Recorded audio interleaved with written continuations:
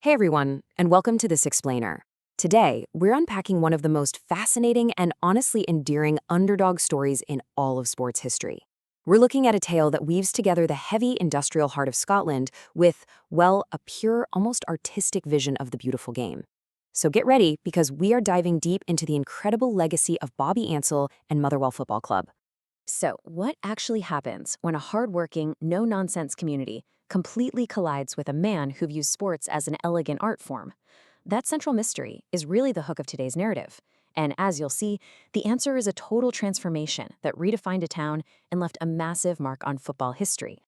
All right, let's go back to the very beginning. Section 1, Forging the Steelmen. Picture this. It's 1886, inside Bailey's Pub on Mary Street. Representatives of two local works teams, Glencairn and Alpha, are sitting down with one singular vision: to merge and represent their town at a higher level. They became the Steelmen, and that identity perfectly reflected the blue-collar, hard-working backdrop of North Lanarkshire's deep history in industrial steel production. I mean, players were quite literally coming straight off their shifts at the local ironworks, sometimes even arriving late to these muddy, freezing pitches. They eventually found a true home in 1895 when Lord Hamilton granted them a lease on his Dalziel estate, establishing Fir Park. And amazingly, that is still their home today. Okay, let's dive into this timeline, because the club found its footing really fast. They turned professional in 1893 so they could compete nationally. By 1913, they'd adopted their iconic claret and amber colors. There's a rumor that it was inspired either by Bradford City or maybe Lord Hamilton's racing colors. But look over at 1927, Motherwell goes on a summer tour to Spain and absolutely shocks the world, pulling off a stunning 3-1 victory over the mighty Real Madrid. Yeah, that Real Madrid. No way, right? And all of that momentum leads us to this massive number: 52.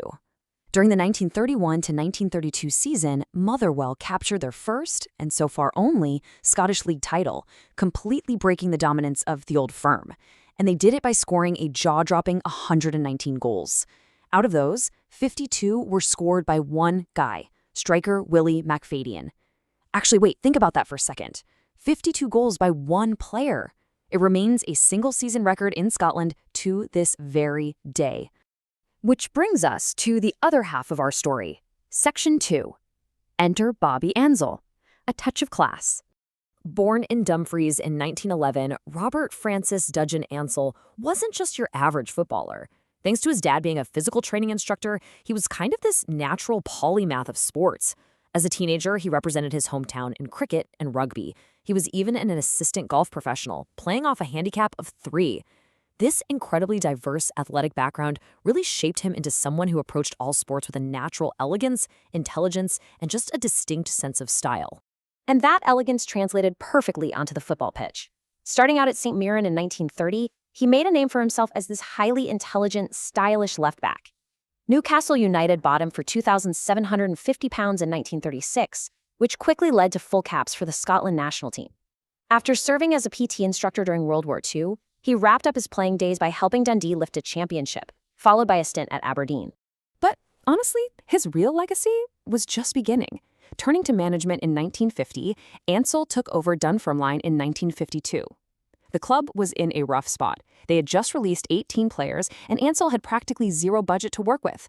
But instead of panicking, he completely thrived. He rebuilt the entire squad by finding and molding young, raw talent into the exact kind of purist players he wanted. His incredible success getting them promoted back to the First Division in 1955, well, that caught the direct attention of Motherwell. And this is where the sparks really start to fly. Section 3, the Ancell Babes, purist football.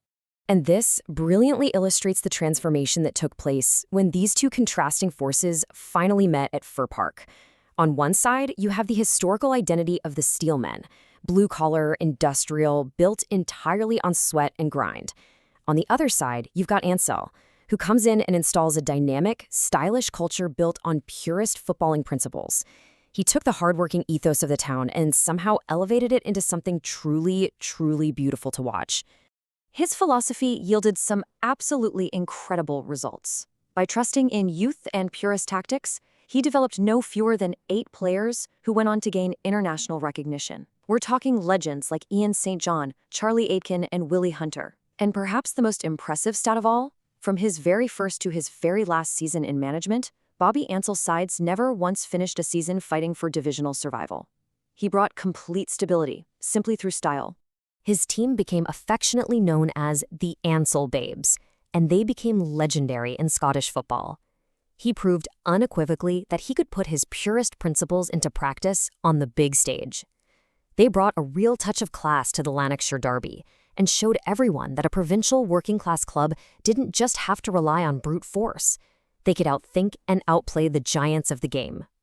But, football is raring a fairy tale that lasts forever. Let's move to Section 4, Survival and Glory, Highs and Lows. Following Ancell's departure in 1965, Motherwell definitely entered a roller coaster era. The absolute pinnacle came in 1991 when manager Tommy McLean led the club to a glorious Scottish Cup victory. It was a massive, massive triumph for the town. However, underneath all those celebrations, an ominous pattern was forming. Much like in the Ancell days, Motherwell really struggled to hold onto their best assets. To stay financially afloat, they were constantly forced to sell their top talent, like Scotland internationalist Tom Boyd and young star Phil O'Donnell. And eventually, that financial strain finally broke them. By 2002, the club was bleeding £2 million a year and plunged straight into administration. 19 players were released or made redundant. It was a dark time. In 2003, they finished dead last in the league and were literally only saved from relegation on a technicality, simply because Falkirk Stadium wasn't up to standard. Yet, miraculously, by leaning on young talent once again, they fought their way out of administration by 2005 and even managed to reach a League Cup final. Which brings us to the modern era, and quite frankly, this is the most uplifting chapter of the club's history. Section 5, A Fan-Owned Future. £1 single pound. Let that sink in for a second. In an era where football clubs are basically treated as the personal playthings of billionaires and nation-states, Motherwell took a radically different path. In October 2016, the supporters group known as the Well Society concluded a deal with owner Les Hutchison to buy the entire football club for just £1. The fans literally took ownership of their team. And just look at what this community-driven, fan-owned model actually achieved. They didn't just survive, they thrived on the big stage. They consistently qualified for European competitions. They performed so well that they were granted associate membership of the European Club Association. I mean, they found themselves matching up in the Champions League qualifiers against absolute heavyweights like Greek giants Panathinaikos. They just continue to punch massively above their weight. Now, what's really interesting about this slide is this amazing piece of global pop culture trivia.